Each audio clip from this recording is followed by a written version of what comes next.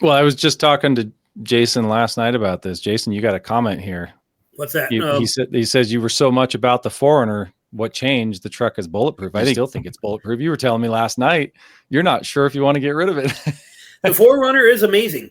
You have to remember, though, you got two trains of thought here, and I try very hard to keep them unbiased, as we all do.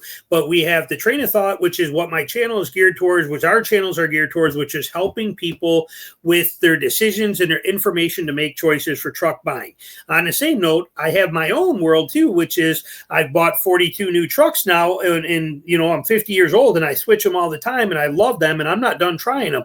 The 4Runner is amazing. It is bulletproof on every level, and it wins hands down, in my opinion, the most reliable SUV that could ever be made in history today. It is my pick for that. However, I'm just straight up bored with it. We're done. We're moving on. I got other things I want to try. Love it. Amazing. And if I was looking to buy a truck and own it for the rest of my life and not do nothing with it, I would not sell that. But right now I'm sitting on a gold mine that's going to be worth more money than what I paid for it because of the new one coming out. I'd rather dump it, move on. I don't keep vehicles long enough, over 100,000 miles anyway.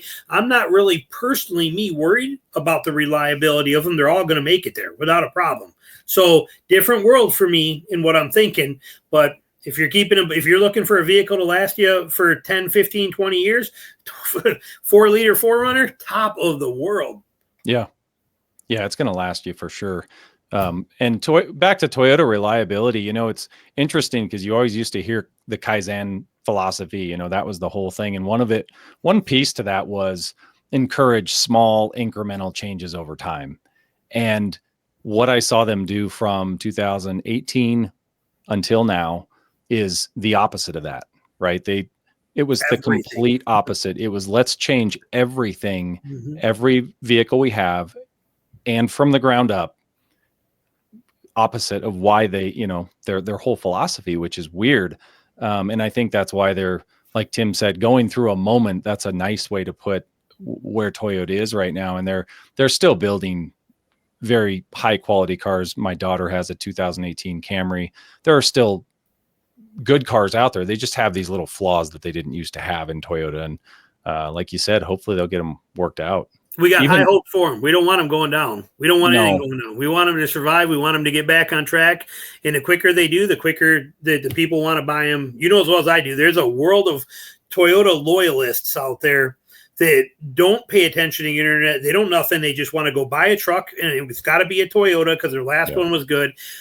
More power to them, and we want them to have exactly what they had before. We want Toyota to be as successful as they possibly can. We just hope they'll do it quick, Yeah, I'm going to share this really quick. I was looking at this today, and, this is really uncharacteristic. And I think this is part of what we're seeing with Toyota, just trying to get everything squared away with these new platforms, the TNGF platform. And you look at the Sienna minivans, this is a minivan, right? You're hauling your kids around with this thing. 168,000 vehicles are involved in this recall. The bolts connecting the split, the 60-40 third row seats, they weren't tightened to specification. And it's like, you see that with these recalls on Toyota and Lexus and now the Tacoma brake line recall. And they're not huge catastrophic problems, but man, that is not what they used to be like, right. That's and I'm glad you just showed me that too, because I was telling you yesterday, we have a 2024 or 2023 Sienna minivan. My dad does. It's that we got. I didn't even see that recall on there. I'm gonna have to let them know that recall is there.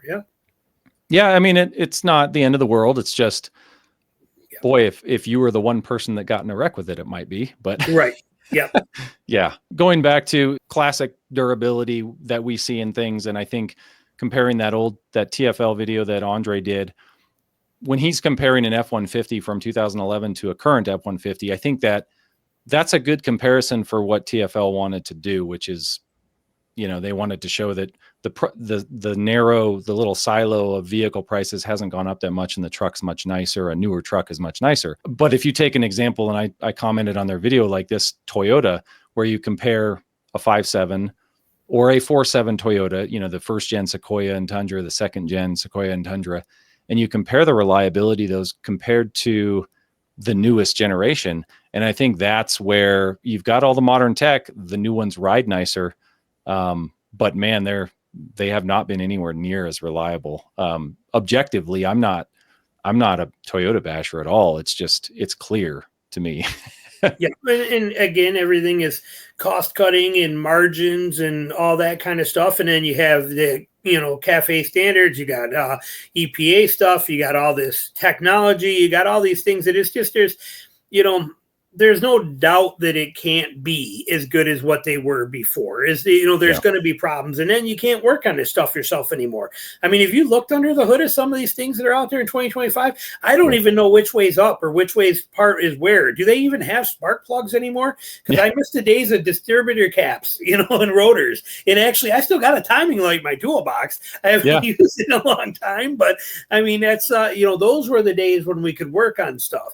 Now it's all a trip to the dealership was what it means. And for most people, there's probably plenty of people watching this that are skilled enough to do that stuff. I'm not one of them anymore. Matter of fact, when I left Michigan and I moved down here, I sold my floor jack, my jack stands. I sold all that stuff. I'm like, I'm not doing it no more. I'll pay the $15 and let them rotate my tires. And when I got to actually do brakes on my truck, I'll do it then myself, and I'll use my bottle jack on a piece of wood for the once every 3 years if I got to do brakes, But it's like I'm past that stage in my life where I want to spend time wrenching on vehicles, no matter what it is.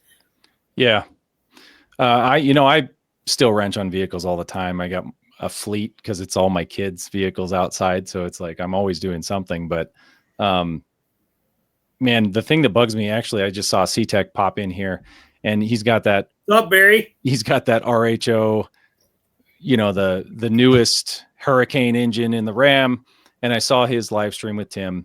And the one thing that was interesting to me was when I looked at the Ram at the dealership, the Hurricane engine, I was really surprised at, and I've always been shocked with this ever since I used to work on BMWs and stuff. And that inline six in the BMWs, the 3-liter from the 335s, twin turbo, it's very similar. It's like the Hurricane just looks like that stuffed in a truck and boosted, to the moon.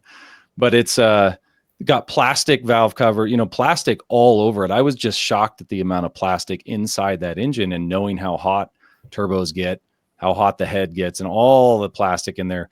That, to me, I look at that and I say I think it'll last. It could last through warranty just fine. It could even be a high mileage truck that over 5 years, maybe someone gets 150,000 or 200,000 out of it. And it's a fleet vehicle or something, and it's all highway miles, but I can't imagine all that plastic lasting like 20 years.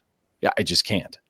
Well, there's definitely the time versus mile aspect, and, miles are hard on a truck sometimes. Highway miles are better than city miles. We know that kind of thing. But there is the time factor. And I don't think a lot of vehicles today, because of the technologies that are in them, are built for the time like they used to be, plastic being one of them. But I mean, you look at even a Tacoma, even a last gen Tacoma, tons of plastic in that thing, every hose connection, everything that was in there, tons of things like that. And, that motor has been proven pretty solid and reliable. Look at the Ford's using plastic oil pans now, and I mean, you hear a horror story here and there, same with like even the oil filter housings and things like that. But for the most part, they're proven and they're running a lot of miles on them. So, miles, one thing, time is the other. We don't know how that stuff will be 20 years down the road now. Yeah. Like you said, plastic rotting out, cracking, breaking, things going bad, heat constantly being heat cycled and cooled,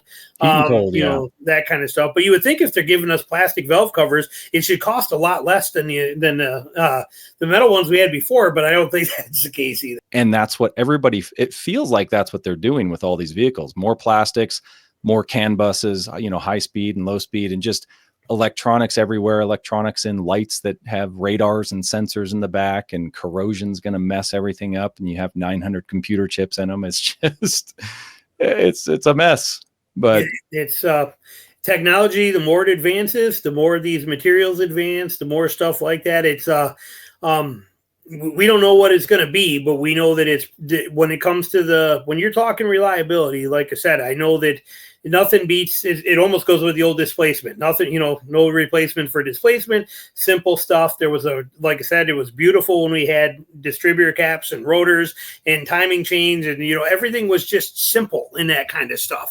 And it was easy for us to work on. Like I said, I think those days are coming to an end there, especially the work on. Like I said, I can't. And well, that's another thing. Look at right to repair, kind of thing with that. Even if you know how to do this stuff, half the time you can't these days. You're locked out.